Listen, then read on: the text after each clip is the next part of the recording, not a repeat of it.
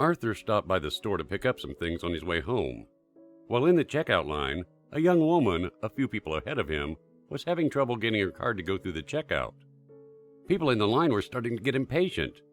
"Some people," sighed the guy standing behind Arthur. Others in the line started complaining about the manager not opening up another line. The woman having trouble with her card appeared to be in her early 20s and well-dressed.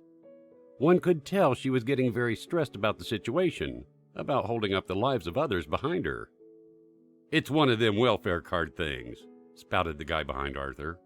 "Damn people need to get a job like everyone else." He wasn't exactly quiet about it, and the young woman turned to see who said that. "It was me," he said, pointing to himself.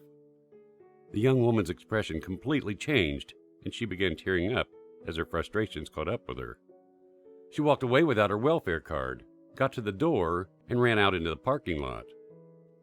Back in 1977, Arthur himself had to go on food stamps. He would be the last one to judge anyone by their circumstances. A minute after the woman ran out, a young man came in looking for her. He asked that same cashier about her, and he said she'd just left, leaving her card and her cart full of groceries there. "Why would she do that?" the young man asked. The man behind Arthur spoke up, saying it was his fault because he made fun of her using a welfare card. The young man shook his head and said, "Well, that's bad. Real bad, in fact. Her brother was killed in Afghanistan 2 years ago. He had 3 young children, and she has taken on that responsibility. She's 20 years old, single, and now has 3 children to support." The man in line apologized, saying that he was truly sorry, that he didn't know. The young man then asked about the groceries she had left, and the cashier told him they were not paid for. The man who had made the bad comment in line learned the woman lived nearby, and then excused his way to the front of the line, took out his checkbook, and told the cashier he would pay for her groceries with it. Then he walked back to his cart and unloaded it onto the belt to ring up with the young woman's groceries. Then he shouted, "Come on, people, we got 3 kids to help raise." Everyone started unloading their own groceries onto the belt. Someone yelled, "Go back and get 2 turkeys." Then another person yelled, "Get 4." Everyone was laughing and having a good time with it.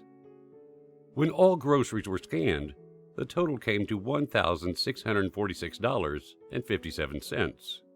And the man who had insulted the woman was more than happy to write a check for it. The young man told the older man that that was very generous of him. "No," he said, "her brother was the generous one." Everyone in the store applauded at what had just happened, and when Arthur drove home that day, he was feeling more American than he ever had before. Please like, comment, and share. Join us and change lives. Pleased to have you around. Blessed we are to get connected with you.